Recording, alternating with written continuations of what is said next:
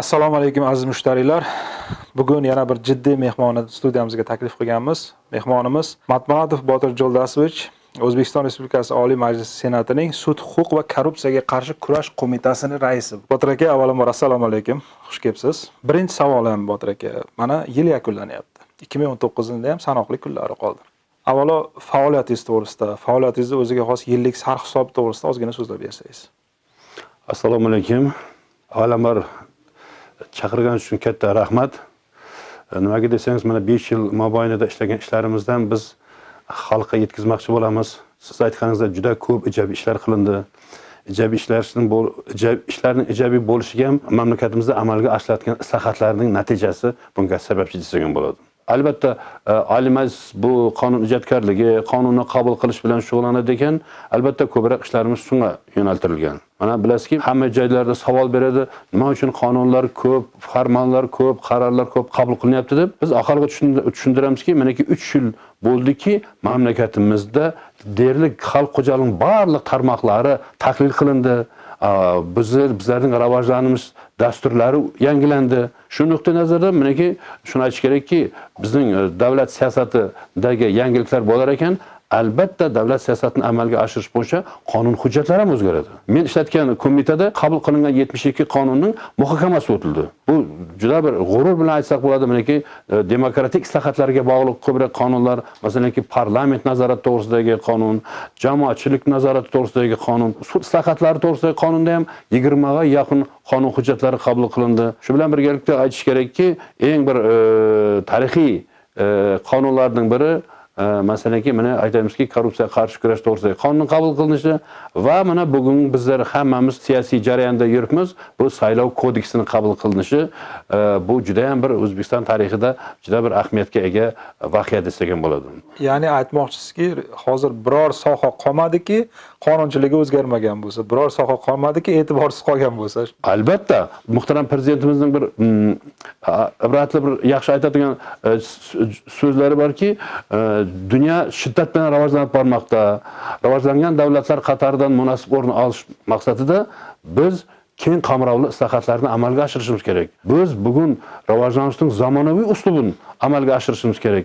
Mana ko'ryapsizki, haqiqatni aytish kerakki, ushbu ma'noda bunday islohot biz haqiqatni aytmoqda shu 26 yil, 27 yil, 28 yil biz mustaqil yashab, lekin bunday tezkor islohotni ko'rmagan edik. Mana ayniqsa meniki chet ellar bilan munosabatda shunday darajada iqtisodiy, siyosiy, ma'naviy barcha munosabatlar shunday darajaga ko'tardikki, bizda bugun barcha nafaqat Toshkentda yoki viloyat markazlarida, hatto tumanlarda chet ellik zamonaviy texnologiyalar kirib kelmoqda. Dasturning bajarishida juda katta ahamiyatga. Shu bilan birgalikda biz ushbu mahsulotlarni chet elga sotish masalasida bugun juda bir katta bizda natijalar bor. Albatta barcha ushbu munosabatlarni tartibga solish bo'yicha albatta qonun hujjatlari kerak. Ushbu qonun hujjatlarini ishlab chiqish bu parlamentning vazifasi. Botir Jo'ldasovich, sizning faoliyatingiz bu aynan o'sha sud huquq va korrupsiyaga qarshi kurash qo'mitasi. Nomidan ham bilinib turibdiki, bugungi kunda bu narsaning ahamiyati juda katta-da. Endi savol shundan iborat. Xalqimiz qachon mana shu korrupsiyani jilovlanganini his qiladi? Qachon bu islohotlar o'zini mevasini beradi? Albatta, endi avvalambor shuni aytish kerakki, biz korrupsiya bilan chinakam kurashni qachon qo'lga oldik degan savol tug'iladi. Mana muhtaram prezidentimiz davlat rahbari bo'lib kelgan ilk kundan boshlab, bu 16-yilning sentyabr oyi, bilasizki, ushbu masalaga alohida e'tibor qaratdi. Mana hammamiz bilamizki, shu yilgi Konstitutsiyaning 24 yilligiga bag'ishlangan bayramdagi ma'ruzasida aytdiki, menga jamiyatga g'ov bo'layotgan yana bir illat bu korrupsiya balasidir dedi. Mana yaqinda dedi, Qonunchilik palatasida qabul qilinib, Senatga yuborilgan korrupsiyaga qarshi kurash to'g'risidagi qonunni tezroq tezroq qabul qilib, buni dedi hayotga tatbiq etib, buning choralarini ko'rishimiz kerak dedi. Bilasizki, mana birinchi bor, manaki 17-yilning 3-yanvar kuni muhtaram prezidentimiz korrupsiyaga qarshi kurash to'g'risidagi qonunni imzoladi. Bilasizmi, shu kungacha bizlarda yagona bir qonunning o'zi yo'q edi. Tarqoq qonun hujjatlarining asosida ishlagan edik. Va shu kungacha bu qonunda bilasizmi, bu qonunning 5-moddasini ko'rsangiz, korrupsiyaga qarshi kurashning davlat siyosatining yo'nalishlari ko'rsatildi. Bu nimadan iborat degan savol tug'iladi. Men avvalam aytishim kerakki, shu kungacha shu so'zning o'zi yo'q edi bizda. Lekin shu qonunda shu ko'rsatib berildi. Shu aytdiki, avvalambor birinchidan meniki korrupsiya qarshi kurash bo'yicha davlat siyosatining 3 ta katta yo'nalishini ko'rsatib, shuning birinchisi aholining xuy-ongi va madaniyatni yuksaltirish bo'lsa, shu bilan birgalikda odamlarning korrupsion harakatlarga murassasizlik, yek ko'rinish munosabatini paydo shakllantirishtirdi. Va ikkinchidan albatta bizlarda ko'p dasturlar qabul qilinadiki, bu vaqtida qolib ketadi yoki ayrim sohalarga jo'naltiriladi. Yo'q, korrupsiya qarshi kurash masalasi mamlakatimizning barcha sohalarida bo'lishi kerak ekan va bularda dasturlar qabul qilinib, chora-tadbir ko'rishi. Va uchinchi katta yo'nalish muhtaram prezident har doim aytib ketgandek, bu bo'ladigan korrupsion harakatlarni vaqtida aniqlash, unga chek qo'yish masalasi. Va albatta buning bo'lish sabablarini va shariatlarini biz yo'q qilishimiz kerak deydi. Ushbu shariat va sabablarini biz bartaraf etishimiz kerak deydi. Va shu bilan birgalikda albatta har qaysi fuqaro bo'lish kerak. Agar u korrupsion harakat qiladigan bo'lsa, jazoning muqarrarligi prinsipi qat'iy talab etiladigan bo'ladi. Mana bu shu qonunda shu belgilandi. 19-yilning 27-may kuni muhtaram prezidentimizning farmoni qabul qilindi.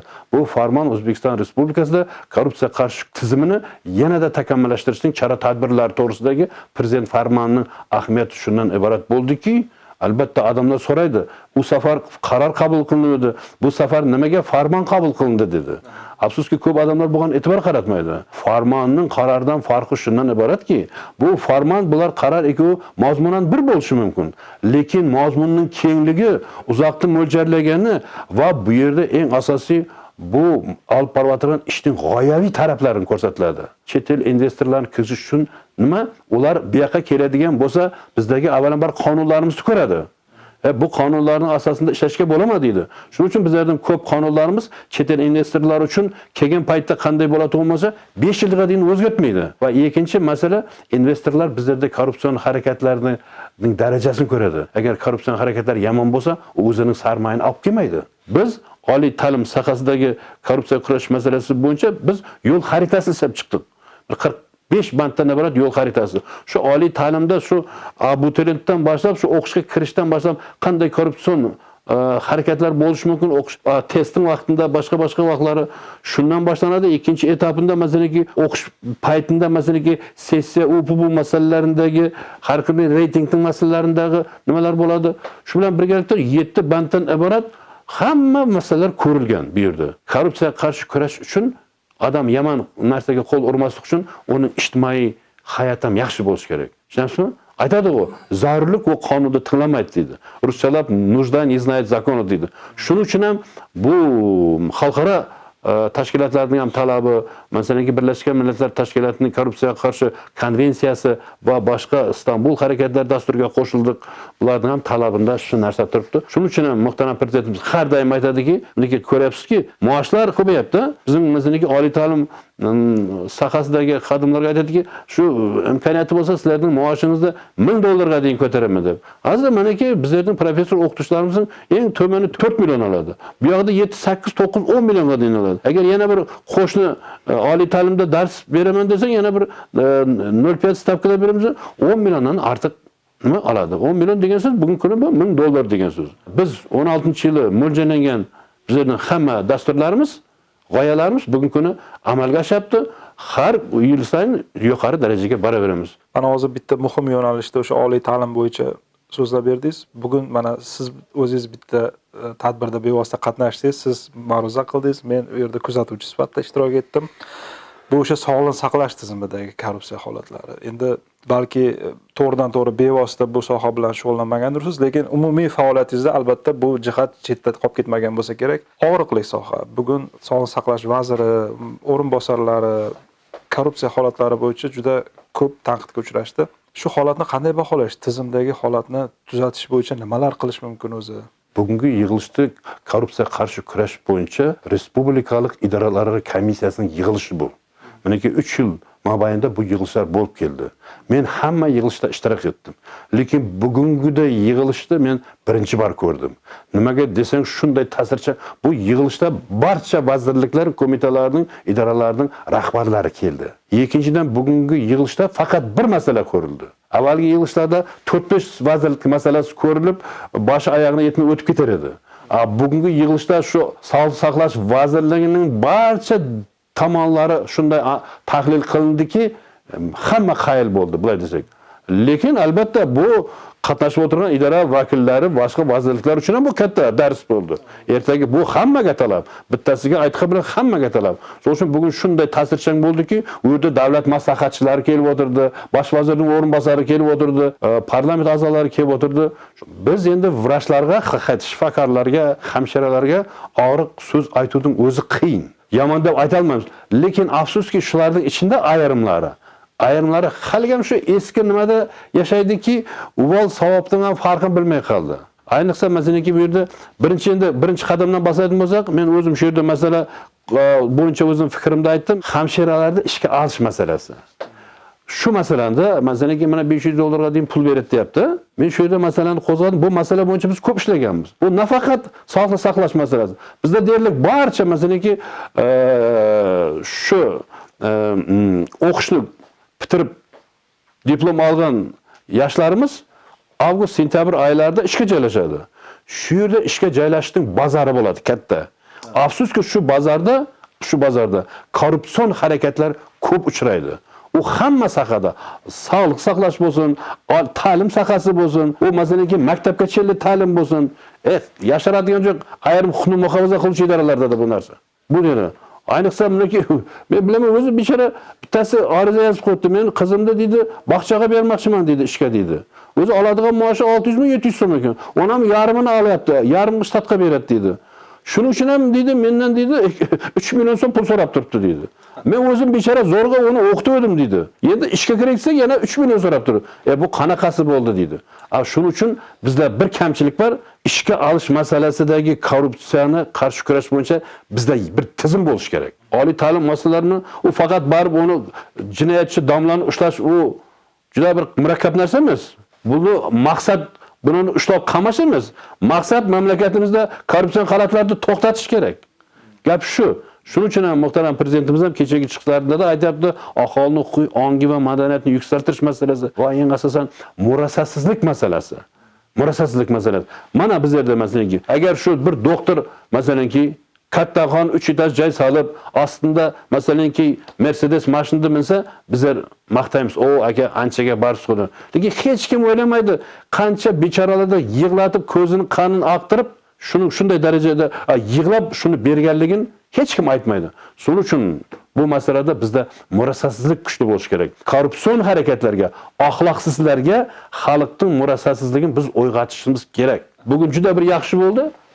Muhtaram prezidentimiz farmonda va kechagi chiqishlarida da aytdiki, bunday yomon illatlar bilan kurashda biz ommaviy axborot vositalariga erkinlik beramiz.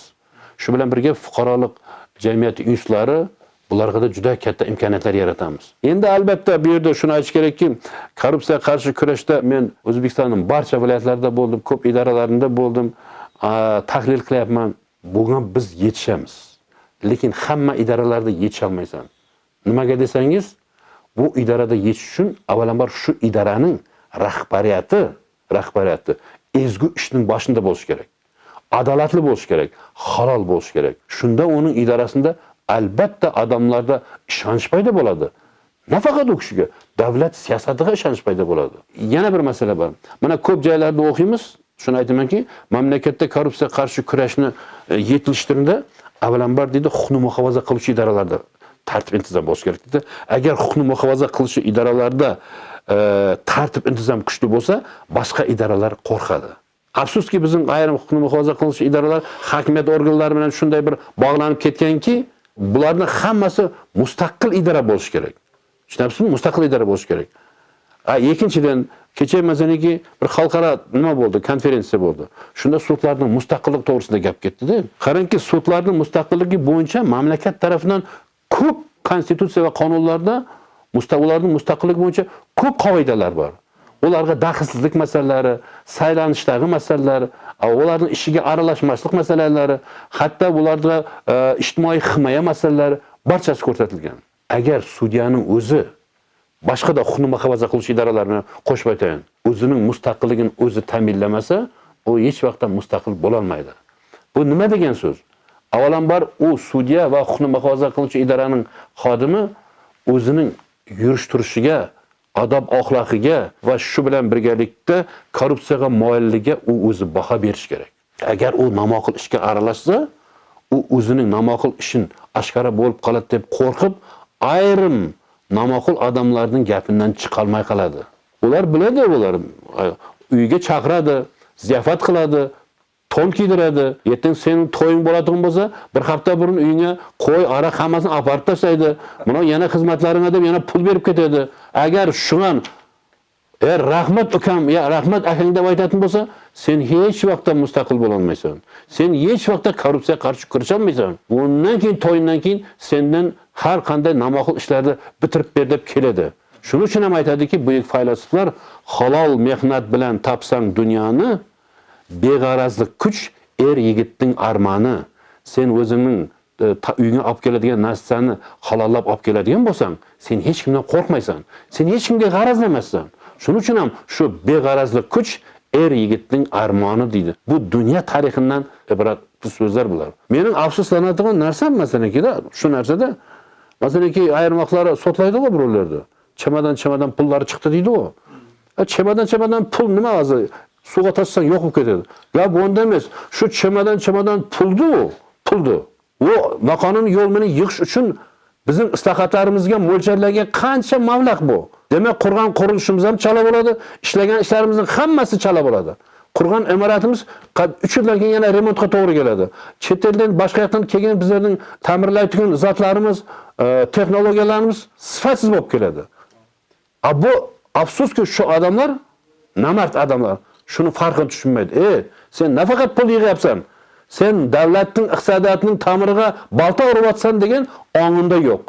Kelajagini xavfga qo'yyapsan deb. Davlatning kelajagini xavfga qo'yyapsan. Mana faoliyatingiz davomida aynan murojaatlar bilan ishlaysiz, bevosita aholi bilan ishlaysiz. Mana sizda imkoniyat bor. Oldingi holat, hozirgi holatni solishtirish, mana qabul masalalari bo'yicha ishlaysiz. Mana shu sohadagi faoliyatingizni ham bir o'ziga xos bir sarhisob to'g'risida gapirib bersangiz. Savolingiz juda to'g'ri. Nimaga desangiz, parlamentda juda ko'p murojaat qiladi.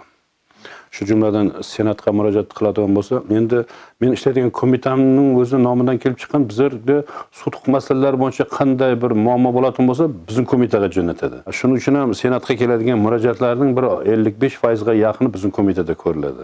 Yakkama-yakka qabul kunlarimiz bor. Oyiga 2 marta qabul qilamiz. Shu soat 3 dan boshlanadi. Necha odam kelsa, shu eng oxirgi odam qaytaman deguncha ayrim vaqtlar soat 11 ga deyin qabul qilaman. Nimaga desangiz, shuncha viloyatlardan kelgan odam bir kun yana yuramas, sarsam bo'libdi. Hammasini eshitamiz-da va odamlarning ko'p kelishining yana bir sababi imkoniyati bo'lgancha ularning murojaatini biz bitirib berishga harakat qilamiz. Ijobiy yetishni harakat qilamiz. Qarangki, 17-yili hech kim o'ylagan yo'q, 17-yilning nomi nima degan bo'ladi deb. Men masalanki mana shuncha 40 yil ishlab, men ham o'yladim, yana nimaga bag'ishlari kelsa, xalq bilan muloqot, inson manfaatlari yili deb belgilangan vaqtida bu yerda shunday g'oyalar, shunday dasturlar bo'ldiki, hech kim o'ylamaganki, xalq qabulxonalarining ochilishi, bundan buyog'ida odamlar, insonlar davlat idoralariga emas, davlat idoralari odamlarga xizmat qilish kerak degan joyni bu mening asosiy she'rlarimning biri bo'ldi. Shuning uchun ham bizlarda ushbu masalaga jismoniy va yuridik shaxslarning murojaatlarini ko'rib chiqishga juda bir javobgarlik bilan biz ish qiladigan bo'ldik. Bir marta bir tumanning hokimiga bir ayol zvona kelib turibdi, 2 ta farzandim bor, yeydigan narsam yo'q, bugun qizimning tug'ilgan kuni beradigan bir podarka zatim ham yo'q, yeydigan ham zat yo'q dedi. To'xtab tur dedim, az zvona qilaman deb hokimiga zvona qildim. Hokimiga shunday desang, hozir Botir aka men dedi, tumanda yuribman dedi, qishloqda dedi. 1 soatdan keyin o'zim hammasini yechib beraman dedi. Qarangki, 1 soatdan keyin haligi qiz zvona ketdi menga, ayol kishi. Rahmat davlat organlariga deydi. Qarang gapi. Shunda ham bizda insonparvar yigitlar bor yuqorida o'tirgan. Shular bilan biz xalqimiz bizga ishonch bildiradi. Yana bir masalada bu yerda meniki yaqinda bo'ldi. Bir to'polonchilik qilib keldi bechoralar. Nima desamiz? Bir viloyatda endi bu Namanganda bo'lgan voqea. Bir viloyatda Namanganda Pop degan tuman bor. Shu yerda bir bozorda rekonstruksiya qilish kerak ekan. Rekonstruksiya qilgan vaqtda shu yerda oldinda turgan bir 200 metr uzunlikda 2 etaj magazin ham ketadi ekanda. So'ydim men borsam, shoqim bo'lib tursa qarasam, u do'konning ikki etaj do'kon. O'zi 3-4 yil bo'lgan ekan, uni Alikavon bilan borib yangi qilganda da men aytdim shu yerda odamlar buni qanday buzasiz desa, bu qarorga kirgan ekan dedim-da. Shunda aytdim, kim sizlarga huquq berdi? Birovning mulkini so'ramay qarorga kirgizishga kim sizlarga ruxsat berdi dedim-da. Shundan keyin bu hokimiyatning qaroriniki bo'pti dedim. Hokimning juda taniyman, juda ajoyib inson. O'zi 2 oy burun korrupsiya masalasida birga borib ish qilib edik, yig'ilish o'tkazdik. So'radim, hokimga aytdim, shunday dedi. Men ko'rib turibman dedi. Qanday bo'ladi desam, bo'pti Botir aka dedi. Bo'pti, men o'nyormoqqa tegmayman dedi. Bu ikki etaj magazinga, lekin bozorda biz yangidan qurishimiz kerak dedi. Mayli aka dedim, siz bozordagi bir etaj joylarni buzing dedim. Lekin hozir zamon bilasiz-ku dedim. Bir tiyinni chellat agar zalal ko'rsa hammasini bering dedi. Hamma quvonib shu yerda quvonib bechoralar internetdan yozib rahmat deb kunda chiqyapti. Ko'rdingizmi buniki? Agar bizlar buniki Vazirlar Mahkamasidan odam chiqdi shu yerda, Namanganning kuratori ham chiqdi, hokim bilan gaplashdik. Maslahatlashib ish qilsak, biz asosiy maqsadimiz xalqning manfaatini himoya qilish. Masalanki, misol qilib aytsak bo'ladi, O'zbekiston tarixida masalanki, siz bilsangiz qancha odamlar masalanki uylari yo'q, ijtimoiy himoyaga muhtoj odamlardir. Kim o'ylabdi hozir ayrim yetim odamlarga, nogiron odamlarga, ijtimoiy himoyaga juda muhtoj odamlarga muhtaram prezidentimiz bepul beryapti-ku uyda. Ana insonparvar bo'lsang, shunday insonparvar bo'lish kerak-da hamma. Bizlar biz uchun bu ibrat bu. Faoliyatingiz davomida saylovlarga, mana shu 2019-yildagi saylovlarga qanday baho berasiz? Bu yilgi saylovda 5 partiya ishtirok etdi. Bilasizki, bu ekologik harakatlarning ular xalq to'g'ridan-to'g'ri saylovda ishtirok etmaydi, faqat o'zlarining konferensiyasida ular saylanar edi. Belgili darajada человеческий faktor deymiz, odam faktorining omili barda bu yerda. Shuning uchun bu chin ma'noda demokratik bo'lmaydi. Ikkinchi masala, mana okrug saylov komissiyasilarida, masalanki bir idoralarning odamlari hammasi ishlayverar edi. Bundan buyog'da bir idoradan faqat 50% ga a'zo bo'ladi. Nimaga desangiz, shu idoraning rahbariga taalluqli bir saylovga tushadigan bo'lsak, bu yerda har xil masalanki namoqli ishlar bo'ladigan bo'lsa, unga shariat yaratgan bo'lamiz. Yana bir albatta hammamizga nima narsa, saylov avvalgida soat 6 da boshlanmay 8 da boshlanadi. Madhiyasi chetladi, odamlar yig'iladi, yaqin joylardan ham odamlar keladi. Bir bayramday bo'lib o'tib, bir siyosiy ijtimoiy bayramda shu vaqtlar bizlar ham tumanda edik. Shu hamma yerga eshitib turdi. Davlat madhiyasi hamma joylarga eshitib turdi. Bu bilan biz bir g'ururlanib ketadigan-da odam bu masaladan. Mana hattoki qaraki jazoni ijro etish o'rinlarida bizlarda mahkumlar bormi? Shuning ichida masalanki ijtimoiy xavfi katta bo'lmagan, og'ir emas jinoyat ishlagan odamlar shu yerdagilar. Ular saylovchi bo'lib ishtirok etishga haqsi bo'ldi, huquq bo'ldi. Demokratik uslubga biz o'tyapmiz. Bu qonadigan narsa. Yana bir masala, eng ahamiyatli masala shuni qarangki, 5 ta nomzod bo'ladigan bo'lsa, imkoniyati bo'yicha hammasi ishtirok etdi.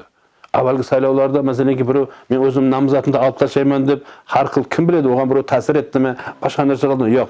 Bu safar qarasangiz, faqat men ko'p joylarda faqat bitta odam olgan ekan. Endi bizga ham bir nechta murojaat bo'ldi. Mana internet tarmoqlarida ham saylov jarayonlarida turli har xil uchastkalarda qonun buzilish holatlari, bir nechta byulletenlar tashlalayotgan. Bularni qanday izohlaysiz Botir aka?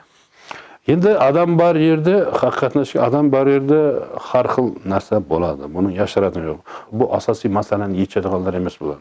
Bularning o'yining kaltaligi bu. Umumiy xalq biladi kimning kim ekanida. U bir odamning, ikki odamning xalaqida ish qilgani, u hech narsani yechmaydi. O'zim Qoraqalpoqdanman, Qonunchilik palatasiga saylangan odamni ko'ryapman-da, biri har qaysi biri-biridan zo'r. Men ularni hammasini bilaman. Hamma idoralarda ishlagan, belgili etaplarda o'tgan, bunga qaraganda viloyatda bir idoraning rahbari darajasidagi katta bilim, tajribaga ega odamlarda, bular ertaga Qonunchilik palatasiga kelsa, albatta bu qonun ijodkorligida bizlarga ko'p ular o'zining nimasini beradi, faolligini ko'rsatadi, o'zining tajribasini ko'rsatadi. Endi albatta bunday savol tug'ilishi mumkin. Kecha brifingda qanday kamchiliklar bo'ldi degan savol tug'ildi. Bunday kamchilik bo'lishi men haqiqatni aytayin, bu qonun bizning qo'mitadan o'tgan vaqtda men shunda iltimos qilib edim. Bu yerdaga xalq qiynalib qoladi bu yerda debda. Nimaga desangiz, biz yerda saylovning madaniyatini oshirish maqsadida bizlar 3 ta belgini qo'yishga qaror qildik. Birinchi plus qo'yiladi, ikkinchi qushcha qo'yiladi, uchinchi x qo'yiladi. 3 ta belgidan birini tanlash. Men shunda biz bir ikki odamlar aytdi, men ham aytdim. Endi bu biz siz bilamiz dedim. Lekin ostidagi jumlani olib tashlayak. Nima degan jumla? Agar bittasidan ortiq qo'yilsa dedi, bu haqiqiy emas deb turgan. Men aytaman, u qishloqning odami buni kelgan vaqtda u ana odamni taniydi, yaxshi odam ekan. Shu odamni tanish uchun u nafaqat bu 3 belgini, bu zo'r odamda ham yasib ketishi mumkin dedi. Shuning uchun недействительно, ya'ni haqiqiy emas deb uni olib tashlab, xalasa bittasini qo'ysin, mayli unutib ketib ikkitasini qo'ysin, biz uning qalbida nima bor ekanini bilamiz dedi. Aytganimdek kecha masalanki buzilgan byulletenlar bormi? Shuni ko'pchiligi odamlar bilmay, unisini ham bunisini ham yoza berganda axir. Bu haqiqatni ro'yobga chiqarishda nafaqat davlat idoralari, nafaqat huquqni muhofaza qiladigan, bizning ommaviy axborot vositalari, xodimlari, fuqarolik jamiyat institut vakillari, ayniqsa haligi blogerlarimiz juda yaxshi ishlaydi. Burun bunaqa narsalar bo'lgan, lekin ko'pchilik buni ayta olmagan, aytgan narsasi ko'rinmagan. Azimki mamlakatimizda shunday siyosat, erkinlik siyosati berildi bularga. Kim ko'rgan, bilganini hammasini aytayapti. Mamlakatimizda qonun ustuvorligini ta'minlashda hammasiga birdek huquq berib qo'yibdi, erkinlik berib qo'yibdi. Bugun bizlar shu saylovda yuqori qonun ustuvorligi darajasida demokratik uslubda o'tkazishimiz kerak deb bugun o'rtaga biz masalani qo'ydikmi? Eng ko'p faol ishtirokchi men aytar edim, жаңа aytgan idoralar. Men ularga rahmat aytgim keladi. Men o'zim masalanki korrupsiyaga qarshi kurashda o'zim aytganman. Men eng yaqin do'stim ushbu ommaviy axborot vositalari, blogerlar va fuqarolik jamiyatining boshqa institutlari bo'ladi. Nimaga desangiz, shularning yordamida biz mamlakatimizda xalagan napoq ishni ochib tashlaymiz. Botir aka, mana shu yuqori kayfiyatda suhbatimizga yakun yasaymiz. Sizga tashrifingiz uchun rahmat aytaman. O'ylaymanki, hali biz yana siz bilan suhbat qilamiz, yana uchrashuvlar uyushtiramiz. Sizga katta rahmat. Abror aka, bugun siz shunday murakkab masalalarni o'rtaga qo'yib o'tirganingiz, bundan 5 yil burun buni aytib qo'ya olmas edingiz. Shuning o'zi ko'rsatib turibdiki, manaki ommaviy axborot vositalariga davlat tomonidan, davlat rahbari tomonidan qanday keng erkinlikning berilgani. Maqsad bir, mamlakatimizda rivojlangan davlatlar qatorida ko'rish. Sog' salomat bo'ling.